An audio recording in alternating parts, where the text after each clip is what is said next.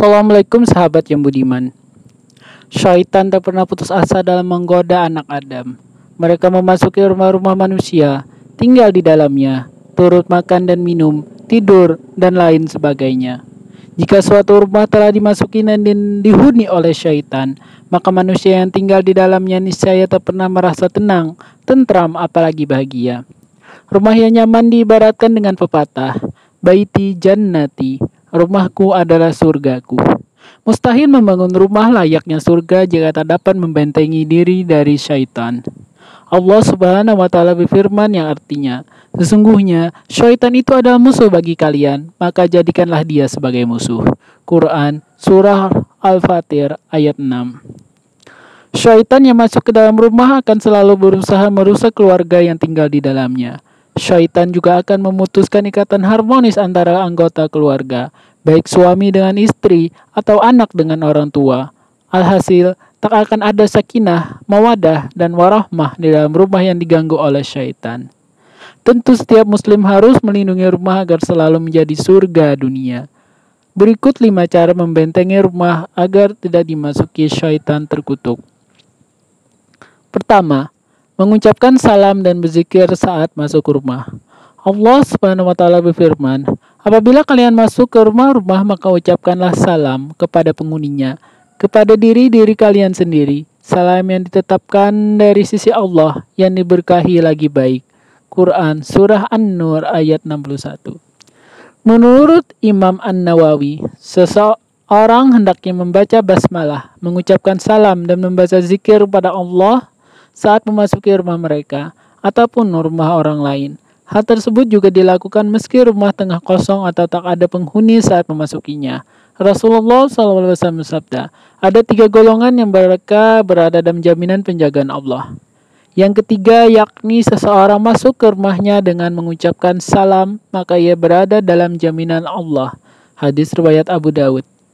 Menurut Ibnu Al-Arabi, jika rumah kosong, maka seseorang hendaknya mengucapkan Assalamu alaina wa ala ibadillahi sholihin. Semoga keselamatan untuk kami dan untuk para hamba Allah yang soleh.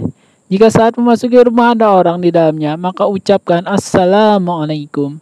Adapun zikir kepada Allah yang dibaca saat memasuki rumah yakni Masya Allah, la quwata illa billah.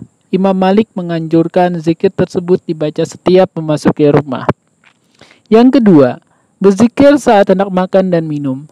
Jika seseorang tidak membaca basmalah saat hendak menyantap makanan atau minuman, maka syaitan akan turut makan dan turun tinggal di rumah orang tersebut. Mereka tak hanya satu, namun bergerombol memenuhi setiap sudut rumah.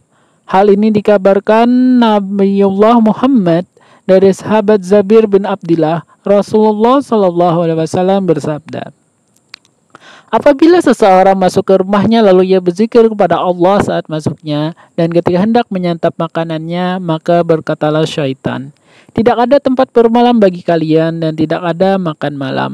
Namun jika ia masuk rumah dalam keadaan tidak berzikir kepada Allah ketika masuknya, berkatalah syaitan, kalian mendapatkan tempat bermalam. Jika ia tidak berzikir kepada Allah ketika makannya, berkatalah syaitan, kalian mendapatkan tempat bermalam sekaligus makan malam. Hadis riwayat Muslim. Yang ketiga, hidupkan rumah dengan Al-Quran. Bacaan Al-Quran akan ditakuti syaitan dan mengusir mereka. Jika di dalam suatu rumah sering terdengar bacaan Al-Quran, maka syaitan akan kesulitan memasuki rumah tersebut. Selain itu, bacaan Al-Quran akan mengundang para malaikat yang akan menaungi dan melindungi hingga menjadi benteng dari syaitan. Dikisahkan dalam sebuah hadis dari Al-Bara'as, ia berkisah, terdapat seorang pria membaca surah Al-Kahfi sementara di sisinya ada seekor kuda yang diikat dengan 2 tali. Lalu orang itu diliputi awan yang mendekat dan makin mendekat hingga kudanya lari karena terkejut. Saat pagi hari yang mendatangi Rasulullah dan mengisahkan kejadian yang dialaminya, Rasulullah pun bersabda, ia adalah as-sakinah yang turun dengan Al-Quran. Hadis riwayat Al-Bukhari. Imam Nawawi menjelaskan tentang as-sakinah sebagai suatu makhluk yang di dalamnya terdapat tumakminah, kenenangan, rahmah, kasih sayang, dan bersamanya terdapat malaikat.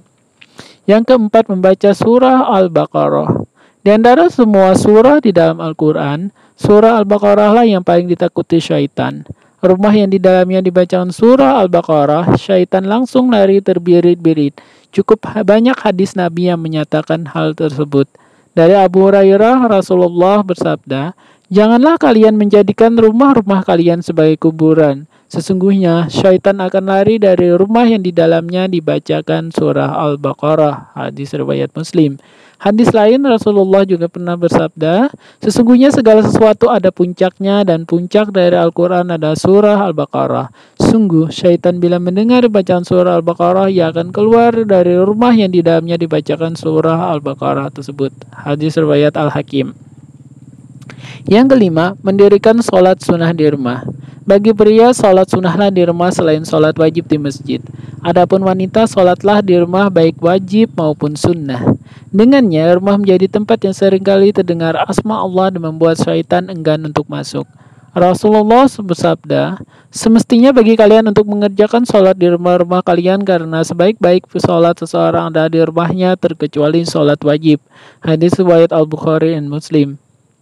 Hadis senada dari Abu Musa al-Asy'ari, Rasulullah SAW pernah bersabda, "Permisalan rumah yang disebut nama Allah di dalamnya dan rumah yang tidak disebut nama Allah di dalamnya seperti permisalan orang yang hidup dan orang yang mati." Hadis riwayat Muslim. Dari Ibnu Umar, Rasulullah bersabda, "Jadikanlah bagian dari sholat kalian rumah-rumah kalian, dan jangan kalian jadikan rumah kalian seperti kuburan." Hadis riwayat Al-Bukhari dan Muslim. Semoga kita dijauhkan dari gangguan syaitan yang terkutuk. Semoga kisah ini dapat memberikan manfaat kepada kita. Amin, amin, amin, ya Rabbal Alamin.